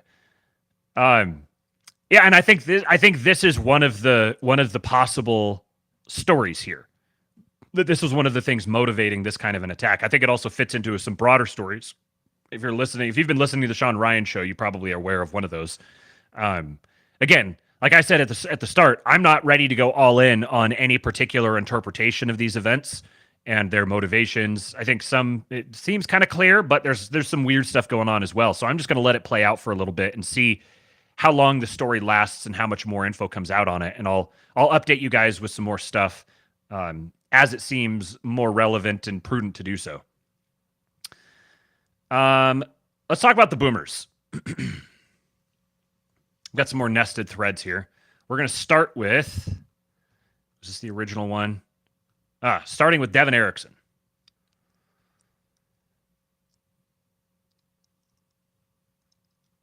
Devin himself is reacting to this here, this green text, with the scene from 101 Dalmatians. Says, literally just walk up to a cute girl in the park and make small talk. A month later, you're already married together and about to have children. Someone says, holy shit, did boomers really have it that easy? This scene blew my mind when I first saw it. I couldn't believe it as a Zoomer. Devin Erickson says, yes, I'm not old enough to have lived in this world, but I am old enough to have seen it. Here's how it worked. Everyone, man and woman alike, walked around with the baseline idea in their heads that when they came of age, they were going to get married. So pretty much everyone from the age of 14 on up was passively on the lookout for potential partners until you settled on one you liked. Dating wasn't a perennial state or an activity for its own sake. It was a purposeful vetting process, and it lasted only until you were satisfied you had a good choice. Interestingly, me being square in the middle of the millennial generation, I grew up mostly like this. I definitely was not entirely like this, but I was still heavily influenced by it. And it wasn't a hard choice to make, because you couldn't throw a rock without hitting 2 suitable candidates. Almost no one was obese because food was made of food and not industrial chemicals. Almost no one was covered in unsightly tattoos or pink hair dye either. Almost everyone had compatible goals because they were almost always the same. Happy home, modest prosperity, reasonable amount of kids. Almost everyone had compatible values because culture hadn't been demolished. Almost everyone was a good choice because sex roles hadn't been demolished. Husband and wife were jobs with clearly defined responsibilities. Everyone knew the specific tasks 1, 2, 3 to be a good one. And those responsibilities were carefully designed over many generations of trial and error to be what made your partner actually like you. Not a coincidence. So choosing a wife or husband wasn't like sifting through sewage trying to find discarded coins. It was like choosing from a restaurant menu designed by a competent chef, and pretty much anything you order is going to be satisfying so long as you avoid 1 or 2 options you don't personally like. Life wasn't easy. The past had other problems like polio and communists. But there was a plan, and if you followed it with a little luck, you'd be okay. What happened? Boomers in their crusade to tear down the entire past, resent to year zero, probably supposed to be return, what word does he mean here? Something to year zero, and reinvent culture. That's what happened. Now we're all fat, sick, and ugly. Humans aren't breeding, and we're constantly bickering over nuclear-grade political distrust, so it's safe to say the boomers dropped the ball on that one. Why they thought this was a good idea is a topic for another day. Oh yeah, reset. Reset to year zero. That's what he meant.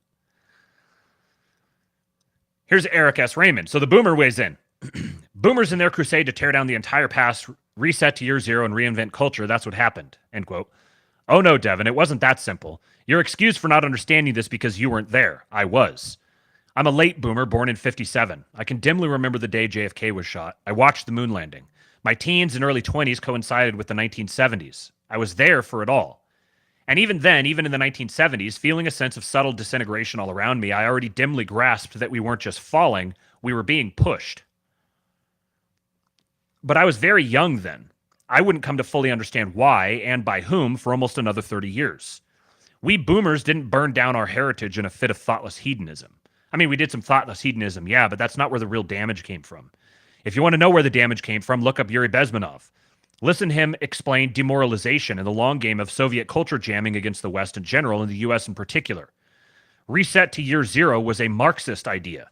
It was part of a suite of mimetic weapons, infectious propaganda bombs deployed against the social and cultural cohesion of the main enemy. Often they were successful in damaging us by leveraging not our vices, but our virtues, valorizing tolerance and liberality until they became helplessness in the face of more and more extreme forms of deviance was one of their attacks. We didn't fall on our own, we were pushed. The boomer fault wasn't that we were hedonists or nihilists, it's that we didn't have sufficient cultural immune defenses against what was being done to us. Why that is exactly is a long, sad story that I'm still not sure I completely understand, but I can hit some highlights. One is that religion failed us. This is nobody's fault, and I don't think it could have gone differently. It's a failure that had been on the cards ever since the mechanistic worldview reached effective completion by Darwin. One of the things the Marxists did was work to accelerate the inevitable decay of religious authority. I'm pretty sure that ESR is an atheist, so this sort of take shouldn't be surprising. Secular conservatives failed us too. They had one job, just one job, which was to explain why all those Chesterton's fences couldn't be torn down. They utterly flubbed that on all 3 levels of awareness, analysis, and persuasion. That could have gone differently. It didn't help that after the Army McCarthy hearings in 1954, conservatives developed a severe case of cowardice about calling out communist subversion.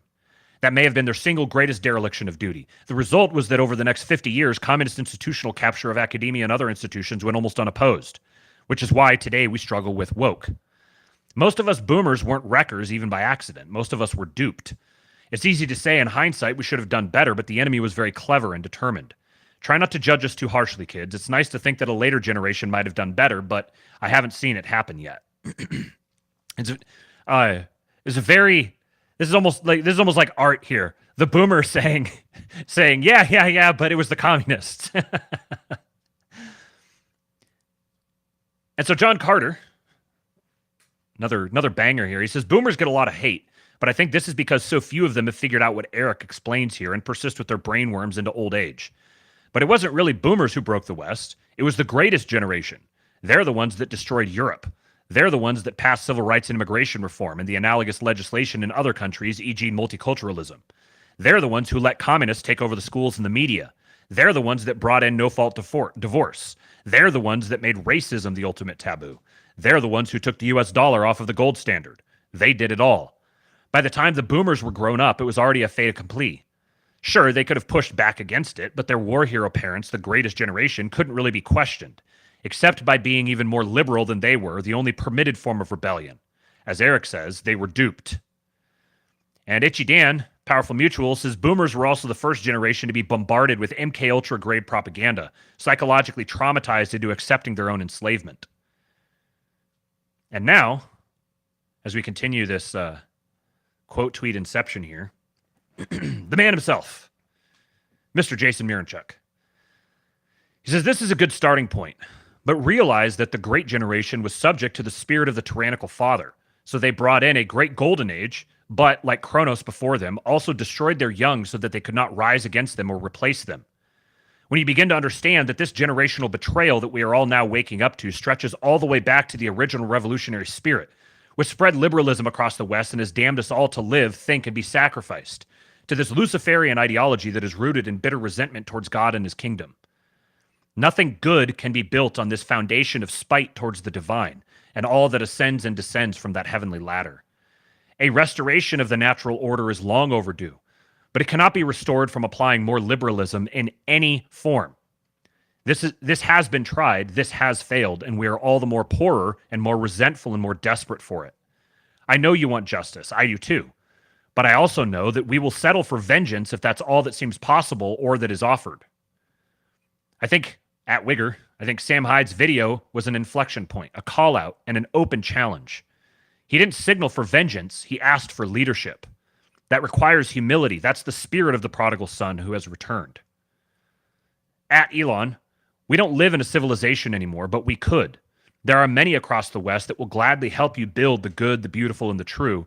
You just have to ask nicely and give us a seat at the table.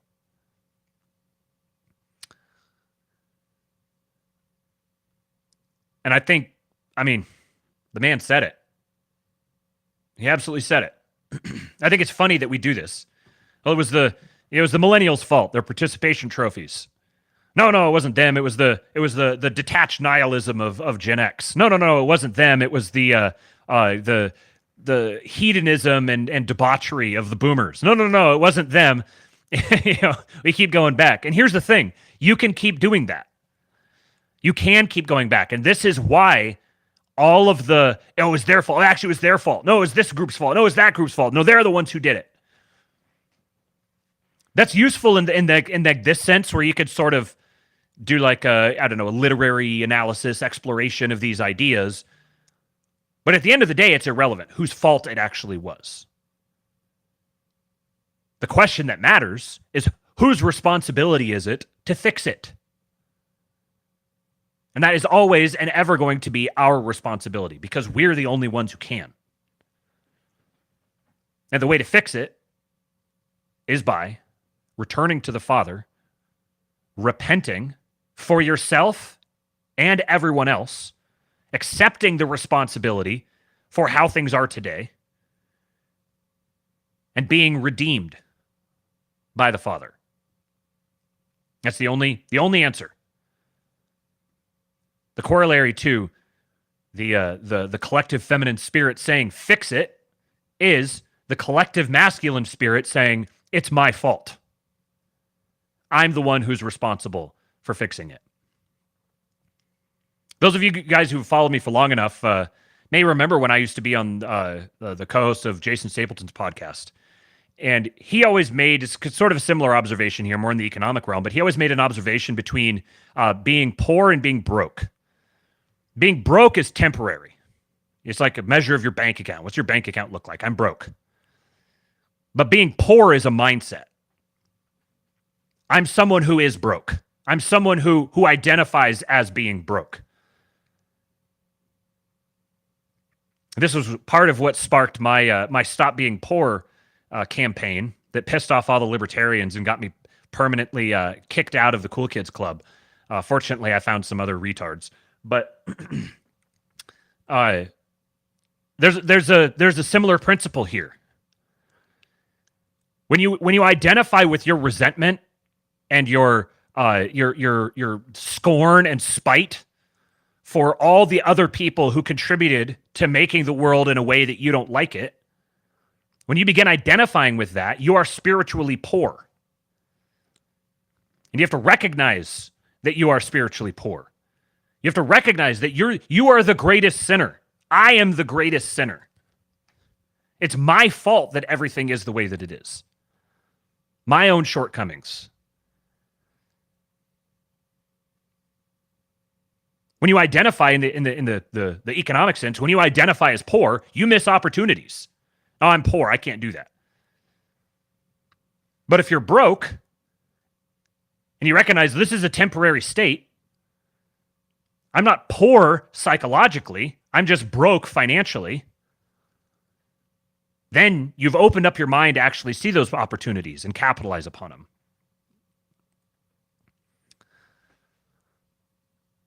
$5 super chat from Son of Haster says, any chance for a standalone modern prodigal son explainer? It's a powerful idea I think should be shared.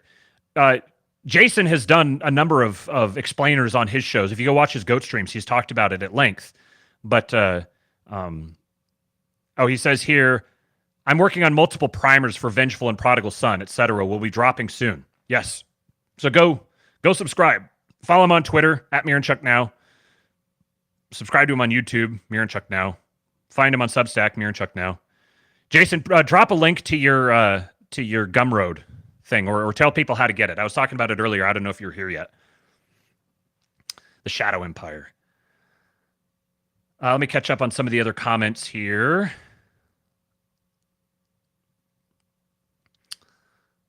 You guys are popping in here.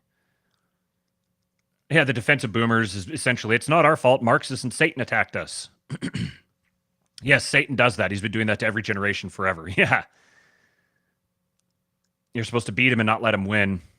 Interesting take from a repentant boomer. Sloth and cowardice were the top virtues of the boomers. Kate says, religion didn't fail you. Religious leaders didn't have the savviness or an immune response to see through the subversion that inserted itself into their institution. Yes. Both answers. Boomers were more victims of mass television. Okay, fair. That's a better argument. Their parents did significantly more damage.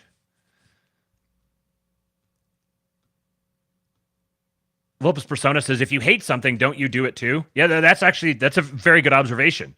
That typically the things that you hate are the things that you care enough about to hate because you yourself do them, so they're already on your radar. It's an interesting...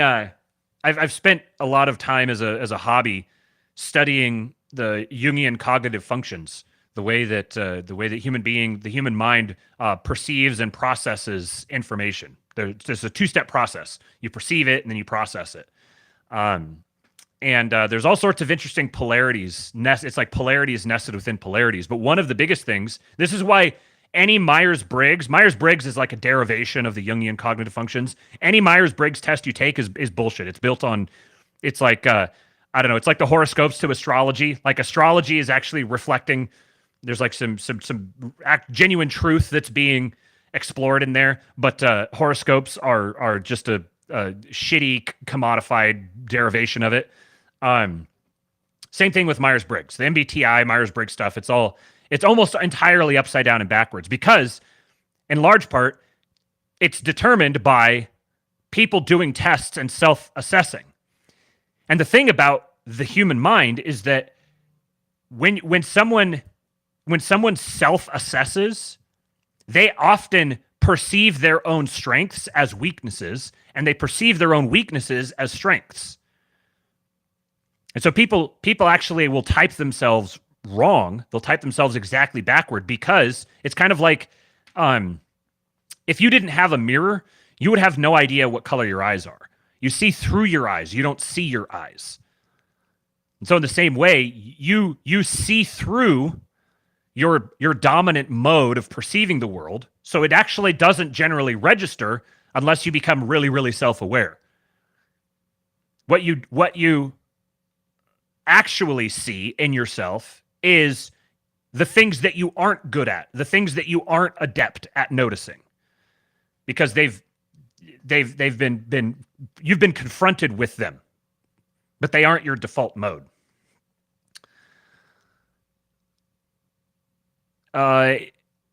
Andrew says, I don't know. The problem with you can keep going back is that some generations did a heck of a lot more damage than others. That's fair. It's fair that there's value in identifying, okay, the characteristics of this particular generation manifested themselves in this way, and it actually caused a lot of this damage. But that's useful from an analytic perspective, but it's not useful from a prescriptive perspective. Because ultimately, like, it doesn't really matter whose fault it is, because until the people who can actually do something about it accept that it's their responsibility to do something about it, and the best way to do that is by simply taking responsibility for it. The responsibility is there. Nobody wants to take it. All it takes is someone who picks it up, who pulls the crown out of the gutter. The king who comes in and saves his people is the one who takes responsibility for what his people did and said, it's my fault. I wasn't here. I was derelict in my duty. So I'm going to come solve the problems for the people. And until the people who can actually do something about it take responsibility for it, then it doesn't matter whose fault it was. That's only useful to the extent that that first step happens. Yes, Vitalaus, you are some other retard. You're one of my beloved retards.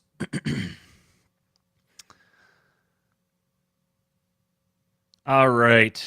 I've got a couple of more things here. Jason says he'll be doing a less long stream tonight. So make sure you go over there after you're finished watching this. Go over to Mirror and Check now and enjoy his stream.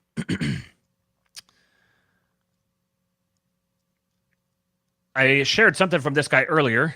We'll come back to him now. Paul Anleitner. He says 2024 was a vibe shift. What trends can we expect in culture in 2025? Here are 5 predictions based on my cultural analysis, starting with the religious renaissance hitting the Joe Rogan experience in 2025.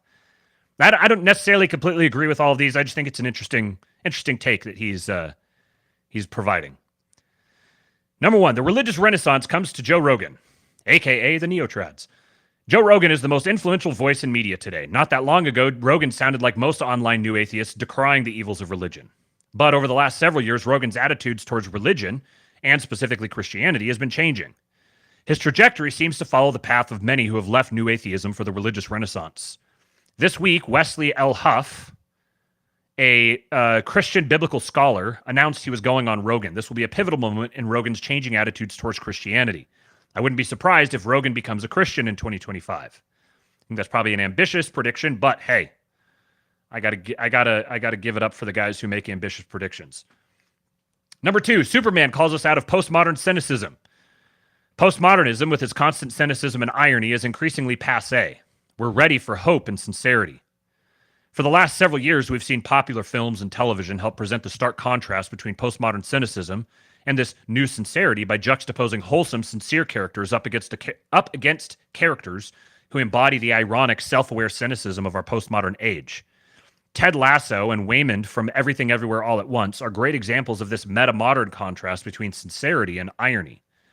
The new Superman coming summer of 2025 will be the most culturally important example of this, with a Superman who radiates pure sincerity in a world still stuck in postmodern cynicism. Expect Christopher Reeve plus Ted Lasso plus a dash of Waymond. This beacon of light will inspire a fresh wave of new sincerity in popular culture. This is going to be fun to think about for a while here. The new sincerity movement, because so much of the new sincerity movement will emerge ironically.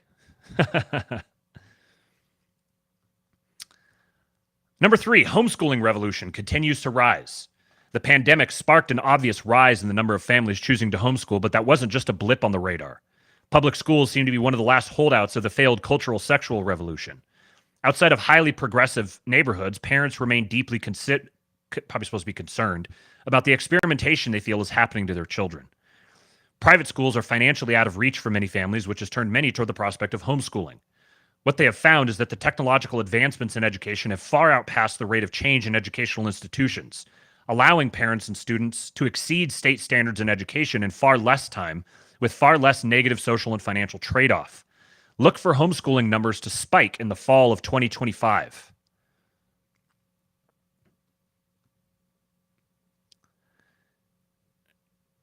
Jason says, I think Rogan will definitely start the process of becoming a Christian. If he honestly engages orthodoxy, it will directly speak to him. Mystics, fasting, discipline, etc. Yeah, that's a really good point. I hadn't thought about that. We've already seen Alex Jones getting very close to orthodoxy. His son was baptized recently. So there is an avenue there. Maybe we'll see Jay Dyer on Joe Rogan this year. Kate says, I hope he's right about Superman. I have my doubts, but still hopeful. Yeah, agree. I've got pretty strong doubts, but hey, I would expect it to be more on the ironic side of the sincerity, more emphasis on the irony than on the sincerity, if that's the case. Number 4, trad fam spike. Online culture has been increasingly fascinated by trad trends as people feel increasingly dissatisfied with the state of modern life. I'm going to say, again, another shout out to Jason. Don't doubt the man. This trend isn't going away. In fact, in 2025, we will see more millennial and Gen Z families make drastic career and home decisions that can allow them to have a single income trad family structure. This will mean that more people downsize their homes' expenses and even move to small towns or rural areas where they can financially support a style of living comparable to what their grandparents or great-grandparents had. The idea that this is an inherently oppressive way of life is falling out of fashion, especially with many younger women. Number 5, sadly, the Creed wave will come to an end. No. I predicted in the late summer of 2023 that the band Creed was going to explode in popularity in 2024 as people, exhausted by incessant irony and cynicism, turned to post-ironic enjoyment of the wholesome, religiously tinged music of the late 90s and early 2000s rock band. What happened in 2024? Creed exploded into the zeitgeist and became bigger than what they even were in their original heyday. This wave of Creed enjoyment likely has only about 6 more months of shelf life, but it won't mean the end of our appetite to belt out wholesome ballads. It was a great run, boys. And this kind of has inspired me to make a prediction that I'm not gonna really go hard on this one, but it's sort of an intuition.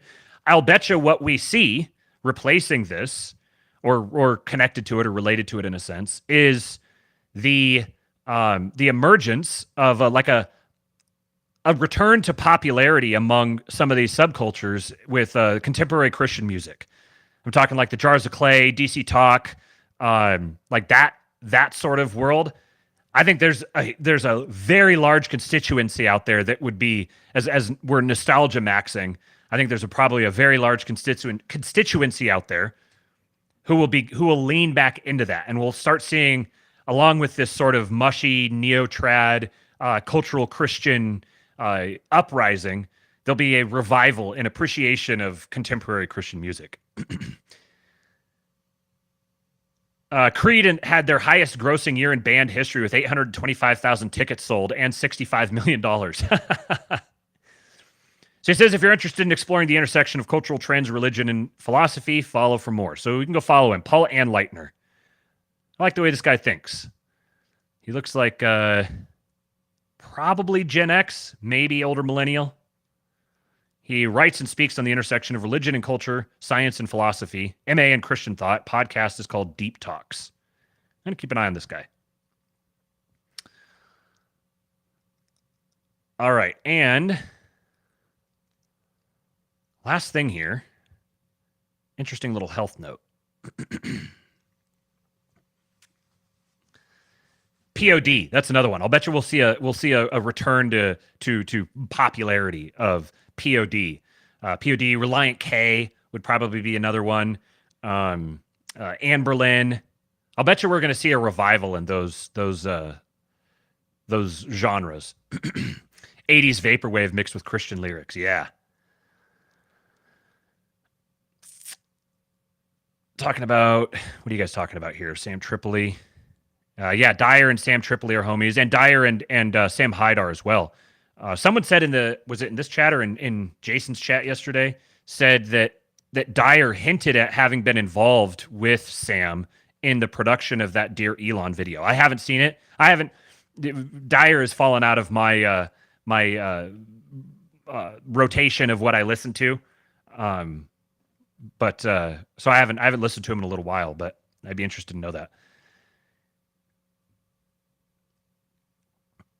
Okay, so this is from Nate Bear at NateB_panic. It says, pretty astonishing research about a guy who cured his years-long chronic rhinosinusitis in 4 days by humming for 1 hour a day and therefore naturally boosting his production of nitric oxide, a potent antiviral, antibacterial, and antifungal. And the report here is strong humming for 1 hour daily to terminate chronic rhinosinusitis in 4 days. Say that one. Chronic rhinosinusitis. Say that one 5 times fast. A case report and hypothesis for action by stimulation of endogenous nasal nitric oxide production. There's a link here to the article from Science Direct. He says research has also shown humming can help activate the vagus nerve and balance the parasympathetic nervous system. Full disclosure, I'm on the payroll of Big Humming. This guy says, dating back to the 15th century, there's been a yogic practice called Brahmari Pranayama, or humming bee breath.